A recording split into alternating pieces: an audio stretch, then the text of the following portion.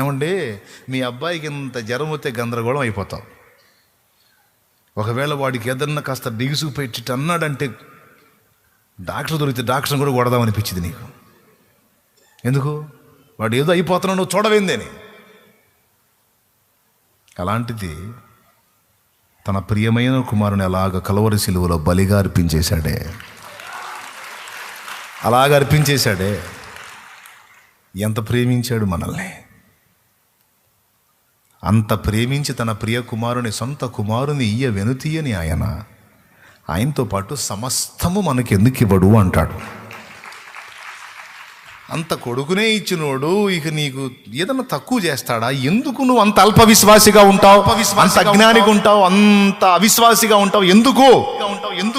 ఇదేనా నీ భక్తి? ఇదేనా నీ నమ్మిక? ఇదేనా నీ విశ్వాసం?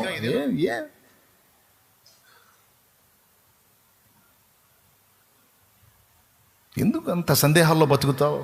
ఎందుకు అవిశ్వాసాల్లో బతుకుతావు? అనుమానంలో బతుకుతావు? ఎందుకు? నా కన్న బిడ్డ, నా ప్రియ కుమారుని అలాగా అప్పగించేశానే నీకోసం. ఆయనతో పాటు సమస్తము నీకు ఇస్తా. నీకు ఎప్పుడు ఇవ్వాలో అప్పుడు ఇస్తా, ఎలా ఇవ్వాలో అలా ఇస్తా, ఎంత ఇవ్వాలో అలా అంతనే ఇస్తా, ఎందుకు ఇవ్వాలో అందుకు ఇస్తా. కొన్ని రకాల ఒత్తిళ్ళు దేవుడు చూస్తానే కొన్ని అనుమతిస్తాడు. ఎందుకంటే ఆ ఒత్తిళ్ళ ద్వారా నీలో ఏర్పడే వ్యక్తిత్వం ఉందే, అది కావాలి ఆయనకి. దానికోసం మీకు తెలుసా, కొన్ని రకాల శ్రమలు మనల్ని దీనులుగా చేస్తాయి. కొన్ని రకాల శ్రమలు మనల్ని దయామూర్తులుగా చేస్తాయి. కొన్ని రకాల శ్రమలు మనల్ని దాన గుణాన్ని పెంచుతాయి. కొన్ని రకాల శ్రమలు మనలో క్షమాగుణాన్ని పెంచుతాయి. కొన్ని రకాల శ్రమలు ఎదుటివాడిని మనం అర్థం చేసుకోవడానికి మనల్ని సిద్ధం చేస్తాయి. అవి లేవనుకో, ఆ ప్రెజర్స్, ఆ ఒత్తిడి లేవనుకో, మనలోంచి షేపులు బయటికి రావు, అవి వ్యక్తం కావు. ఆ వ్యక్తం కావాలంటే ప్రెజర్ అవ్వాలి మనం, అంతే. అందుకే కావాలని కొన్నిసార్లు అవసరాన్ని బట్టి అగ్ని వంటి శ్రమల చేత కొంత ఒత్తిడిని కలిగిస్తున్నాను, కానీ అది హృదయపూర్వకంగా నిన్ను హింసించాలని కాదు.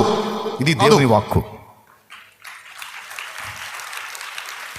కాల్చబడకపోతే స్వర్ణం విలువ పొందలేదు. రాతి నుండి తీసిన బంగారాన్ని అలాగే బేరం పెడితే దానికి ధర రాదు.